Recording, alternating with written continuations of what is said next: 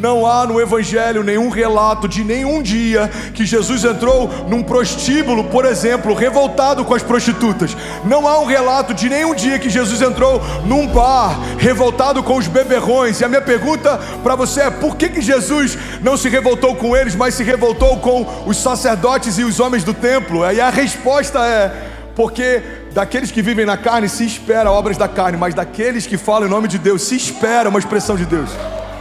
A regra é mais alta, a expectativa é diferente.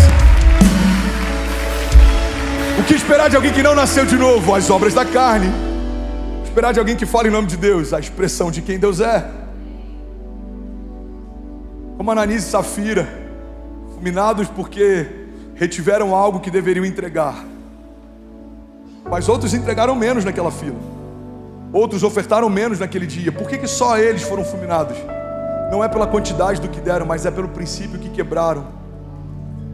Tentaram reter para si algo que haviam consagrado ao Senhor. A régua na graça, ela é mais alta.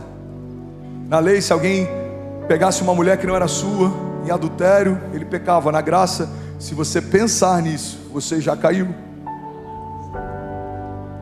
A graça é o nível mais alto de santidade, mas também é o nível mais alto de aliança.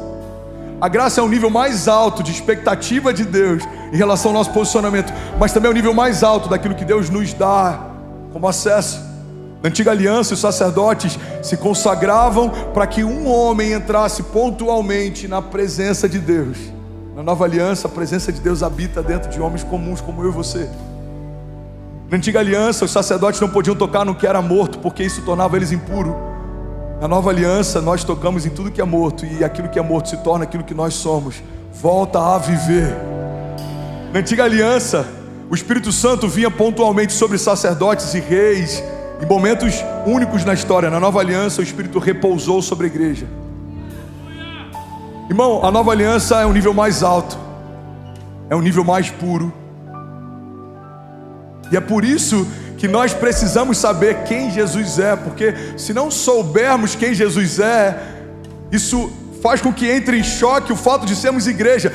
Como seremos cristãos se não conhecemos o Cristo, que é a base fundamental da igreja que fazemos parte? O que significa cristãos? Pequenos cristos. Somos o Jesus que ficou por aqui. Jesus, ele voltou aos céus e ele disse: se eu não for, o Espírito não será repartido sobre vós. Jesus está dizendo o seguinte: no momento em que eu for para o Pai e vocês forem uma expressão de quem eu sou, durante toda a história, quando alguém precisar de cura, não vai precisar viajar para um lugar onde eu estou. Ele só precisa receber um toque de alguém que carrega quem eu sou. O que Jesus fez foi uma multiplicação de quem Ele é. Tentaram apagar a luz do mundo, que eles não sabiam que agora a luz começou a brilhar dentro de cada um que crê que Jesus é o autor da vida.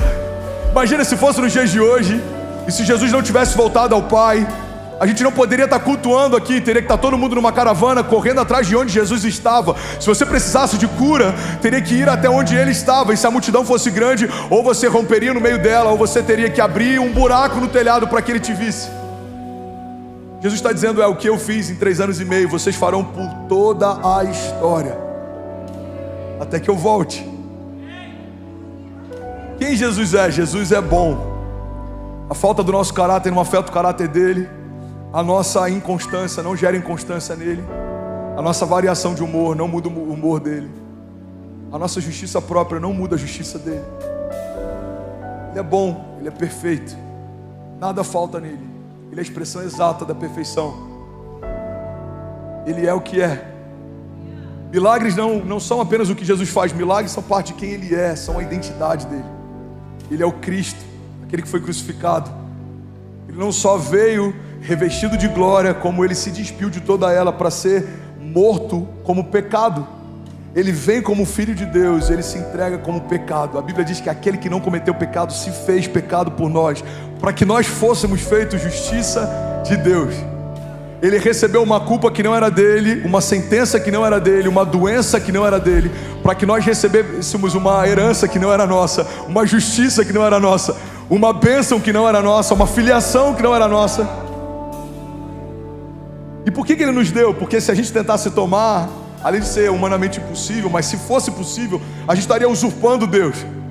Nós não poderíamos ter tomado de Deus aquilo que só Deus poderia ter derramado sobre nós. Deus desejou nos dar aquilo que só o seu único filho tinha acesso e direito.